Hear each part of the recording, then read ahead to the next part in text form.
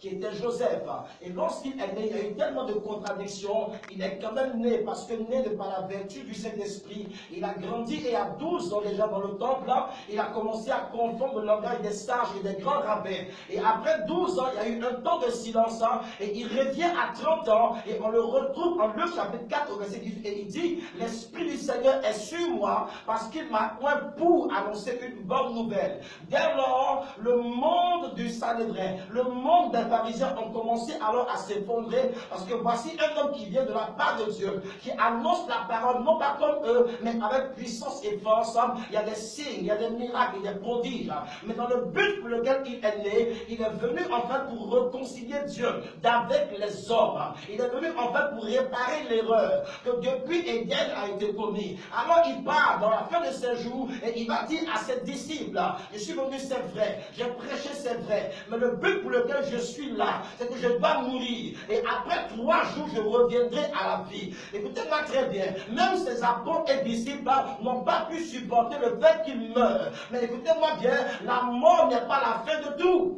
Il devait mourir d'après les prophéties et revenir à la vie aussi d'après les prophéties. Il part à Gethsémane et l'autre disciple, comme eux tous, vient par un baiser l'embrasser. Comme quoi, ce n'est pas tous les baisers qui sont bons, frère. Il le fait pour l'identifier. On le prend dès ce jour-là et on commence à le martyriser. On commence à le maltraiter. Il a été fouetté 40 coups moins heure. Toute la ville était en émoi. Il a été traîné dans toute la ville. Son sang giclait de partout. Il a porté une couronne d'épines. Il n'avait plus d'aspect pour nous plaire, nous disait Ésaïe 52. Il a été humilié. Il a été alors un homme qui était rempli de douleur, de la tête jusqu'aux pieds. Et dans ce temps de souffrance, une chose sera remarquée. C'est que l'homme appelé Pierre va le régner 3 fois. Et puis alors il va fuir. Tous avaient fui. Seulement que des femmes étaient restées là, mais qui de loin l'observaient. Il va mourir. Et même encore pendant qu'il mourait, il trouve l'occasion de sauver quelqu'un. Il trouve l'occasion de dire à un brigand, toi et moi on rentre au paradis. Après ça, un homme appelé Aristote de Joseph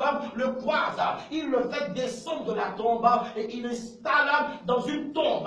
Et dans la tombe, tout le mécanisme de résurrection va se faire. Et avant, la Bible dit qu'au 3e jour, Jésus va ressusciter. Je veux dire à une personne qui m'écoute ce matin, que le Seigneur est une réalité. Et s'il vit en toi, ta résurrection aussi est possible. S'il vit en toi, tes affaires aussi peuvent ressusciter. S'il vit en toi, tout ce qui était mort aussi peut revenir à la vie. Mais c'est pas ce qui m'intéresse pour ce jour. C'est qu'après la résurrection, les femmes accourent vers la tombe qui a été scellée avec une grosse pierre. Des gardes ont été alors positionnés pour surveiller la tombe.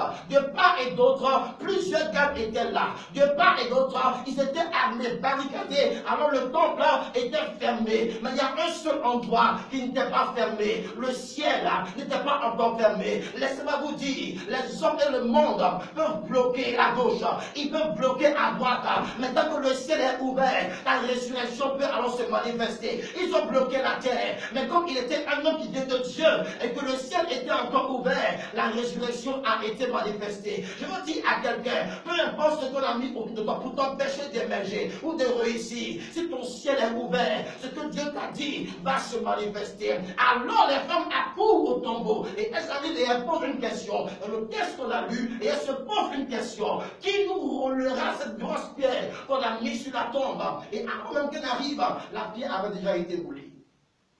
Et elle trouve un homme dans cette tombe qui lui a dit, je sais que vous cherchez Jésus, mais il n'est plus ici.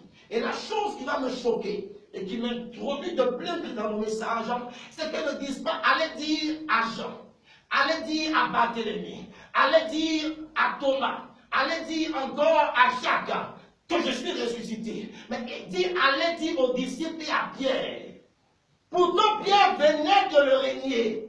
Pourtant Pierre venait alors d'abandonner le sacerdoce. Pourtant Pierre venait alors de dire à la force du monde, je ne le connais même pas. Écoutez-moi très bien, dans la pensée humaine de tous les apôtres et disciples, Pierre s'était disqualifié. Pierre avait ôté son manteau. Pierre n'était plus à la page. Pierre était hors de la scène. Mais quand Jésus revient à la vie, il ordonne de dire à Pierre, de dire à son disciple que Pierre, malgré l'erreur que tu as commise, malgré tes transgressions et tes fautes, j'ai un projet encore avec toi. Par ce message, je veux dire à des personnes peu importe ce que le monde a dit comme disqualification, si Dieu a un projet dans ta vie à faire, peu importe les dégâts, peu importe les erreurs que tu as commis, Dieu est capable de te réintégrer. C'est pourquoi, après cette Pâque, Dieu veut réintégrer un homme et une femme qui certainement à un temps de sa vie avait laissé la main de Dieu. Tu es Pierre ce jour. Il dit, allez dire à Pierre. Je me pose alors une autre question. Mais où était le nom des autres? Parce que rappelez-vous qu'en Matthieu 16, Jésus dit à Pierre, tu es Pierre, et sur cette pierre je bâtirai mon église. Et la porte de ce jour d'avant ne prévaudront pas contre elle. Et lorsque Pierre le renie 3 fois, tout le monde s'est dit alors, oh, c'est terminé pour eux. C'est vrai qu'ils sont apôtres, mais où est le leader? Laissez-moi vous dire, un leader, il peut tomber, mais un vrai leader se relève toujours. Si quelqu'un m'écoute ce matin, je veux te dire que même s'il t'est arrivé de tomber, Dieu veut ton relèvement. Je suis venu appeler à l'esprit des pierres, des leaders. Il est l'heure de te relever. Il est l'heure de rebâtir cette ancienne ruine. Il est l'heure de recommencer. Je dis qu'il ne le juge pas. C'est vrai que lorsqu'il a la ressuscité, il le croise en Jean 21 et il dit à Pierre, tu m'as renié 3 fois. Pierre, m'aimes-tu? Pierre répond oui. Il dit, alors paie mes brebis. Pierre, m'aimes-tu? Il répond encore oui. Il dit, paie mes agneaux. Il dit, Pierre, m'aimes-tu? Il dit encore oui. Il dit, paie encore mes brebis. Il a renié 3 fois et il répond à 3 questions pour le réintégrer. Est-ce que vous dites, un homme que Dieu a appelé, une femme que Dieu a appelé, un leader que Dieu s'est choisi, peu importe les faiblesses, peu importe les erreurs, Dieu peut toujours recommencer avec lui. Et je veux dire à quelqu'un, ce qui est de Dieu ressuscite toujours, revient toujours à la vie. Tout le monde l'avait disqualifié. Qui t'a disqualifié? Qui t'a mis à l'écart? Qui t'a mis hors de la scène? Je veux te dire une bonne nouvelle. Mon Dieu veut te réintégrer. Mon Dieu veut te réinstaller. Mon Dieu veut encore aller de nouveau avec toi. Mon Dieu veut encore partir de nouveau avec toi. Est-ce que je vais vous dire une chose qui est la vérité? Lorsque les apôtres ont vu et ont entendu que Pierre a été nommé, tous se sont dit, mais attends, Pierre l'a renié. Apprenez à discerner ce que Dieu veut faire. La Bible dit en Actes, chapitre 2, lorsque le Saint-Esprit arriva, ce n'est pas Barthélemy qui porte la voix, mais c'est Pierre. Le même Pierre qui l'avait renié. Parce que dans l'évangile et dans la vie chrétienne, il y a des hauts et il y a des bas. Et Christ a déjà prévenu Pierre pour lui dire, tu me laisseras, tu me réuniras. Mais quand tu te convertiras. La preuve en Éphésiens 4, verset 16, la Bible dit, celui qui est monté, c'est le même qui est d'abord descendu. Écoutez-moi bien, pour monter avec Dieu, on descend toujours. Je ne suis pas là pour encourager le péché. Je veux dire à des gens que le monde a accusé, que le monde a disqualifié, dont les parents ont disqualifié. Tu peux encore te relever, tu peux encore rebondir, tu peux encore remonter avec Dieu. Si tu es leader, si tu es un homme, une femme que Dieu a appelé en tant que leader, l'attaque sur les leaders est différente de l'attaque sur une seule brebis. C'est pourquoi la Bible dit, je frapperai le berger et le troupeau va se disperser. On est arrivé à un temps où la cible du diable, c'est les leaders, où la cible du diable, c'est les pasteurs, apôtres, prophètes, docteurs, et les responsables d'église. Il est l'heure de te lever, il est l'heure de te relever. Peu importe ce que tu fais en secret, par ce message, je suis une téléphone pour te dire, tu dois te relever. Christ, en disant, avait dit à Pierre, disait alors à Pierre, Pierre, malgré tes erreurs, relève-toi. Malgré ton péché, relève-toi. Pourquoi? Lorsque Pierre reniait Jésus, aucun apôtre n'était là, mais la nouvelle est parvenue jusqu'à eux tous. Ce jour, écoute-moi très bien. Par ce message, tu as une seconde opportunité pour te relever. Et le fait que tu te relèveras va choquer plusieurs personnes. N'est-ce pas te dire, il est temps et il est l'heure que ton relèvement puisse choquer ceux qui t'avaient disqualifié. Une autre chose me choque, frère. Comment est-ce qu'un homme, pendant qu'il meurt, il est à la croix, pendant qu'il est en train de mourir, il trouve l'opportunité et l'occasion, pendant que 2 brigands lui disent, nous savons que nous sommes ici parce que nous sommes des meurtriers et des grands bandits. Et il y a un qui était à droite et l'autre à sa gauche. Tout leader véritable aura toujours 2 types d'hommes à ses côtés. Un qui parlera bien de toi et l'autre qui parlera mal de toi. Mais notre erreur, c'est que nous regardons tellement à ceux qui parlent mal de nous que nous ne nous focalisons pas sur ce que Dieu veut faire. L'un lui dit, mais tu es Seigneur, tu es Dieu, tu es puissant. Ressuscite-toi et puis ressuscite-nous, sauve-nous qu'on voit que tu es puissant. Par contre, l'autre lui dit, tu parles en insensé. Lui, il n'a rien fait. Ce que nous, on a fait, on le mérite. Et il dit alors à Jésus, souviens-toi de moi quand tu dis dans ton règne. Le Seigneur ne le dit pas après. Mais il dit aujourd'hui même, oh hallelujah. Laissez-moi vous dire que avant qu'on ne parle du paradis, l'une des séquences où j'ai vu le mot paradis dans ma Bible, c'est à cet instant précis. Et le premier à qui le paradis est ouvert, c'est un brigand, frère. Parce que Abraham et les autres étaient dans le sein d'Abraham. Il fallait que Dieu d'abord ressuscite pour que le paradis soit ouvert. Et il informe à un brigand qui n'a fait aucun baptême, donc qui ne parle pas en langue, qui n'a fait aucune œuvre. Vous savez, ce message vient pour dire à quelqu'un que cette affaire de l'évangile et de la Pâque, c'est une affaire de grâce.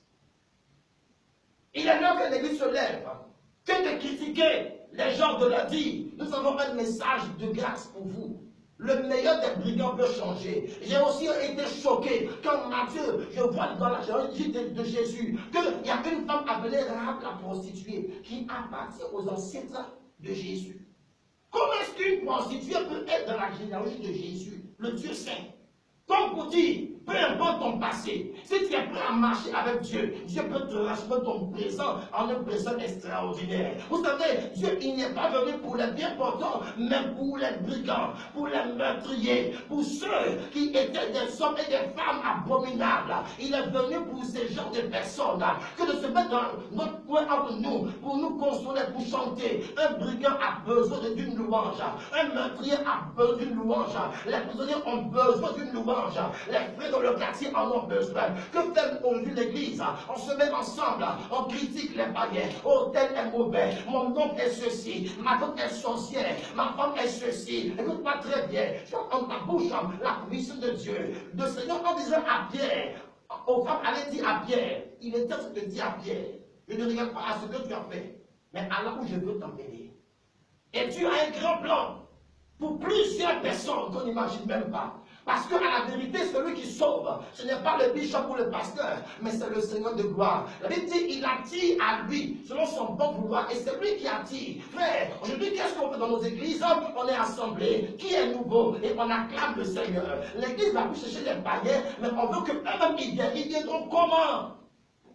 Le Seigneur dit à Pierre, tu es un élément pour ma gloire, tu as été mis hors de la scène, mais il dit aux femmes, allez dire à Pierre, que je le précéderai en Galilée. Et une chose qui me choque encore, c'est que les femmes qui se présentent, une d'entre elles était une ancienne prostituée, Marie de Magdala, de laquelle il chassa 7 démons. Frère, quand tout le monde aura fui, quand tout le monde ne sera plus avec toi, quand tout le monde ne sera plus prêt pour ta cause, il y aura des femmes, il y aura des personnes qui seront prêtes pour ta cause. Et bien c'est vrai avec les défauts, mais il était un homme prêt pour la cause de Dieu. Je vais parler à une génération prête pour Dieu, qui est prête à oublier ses erreurs, qui est prête à abandonner ses péchés et ses défauts, et à dire à Dieu, je ne peux rien de moi-même. Tes qualités en moi peuvent bouleverser le monde par l'évangile. Tes qualités en moi peuvent faire la différence par l'évangile. Tes qualités en moi peuvent sauver un homme, fût-il le plus grand des meurtriers, fût-il le plus grand des bandits. Écoutez-moi très bien, je ne crois pas dans l'évangile sélectif. Je crois en l'évangile qui touche tout le monde, peu importe sa race, sa couleur, peu importe son origine, parce que l'évangile est la puissance de Dieu pour quiconque croit. Et en disant à Pierre qu'il est réintégré, il donnait un message fort aux disciples pour leur dire, vous avez un message qui peut changer et transformer la vie de toute personne qui puisse revenir à la vie, qui puisse revenir sur le droit chemin. Ce jour, j'interpelle ta conscience, toi qui me regardes, et toi qui me suis, tu peux encore revenir à Dieu. Tu peux encore revenir au Seigneur. Tu peux encore revenir dans les choses de Dieu. Oh, je connais plusieurs chantres qui ont chuté une fois et ont pris des grossesses.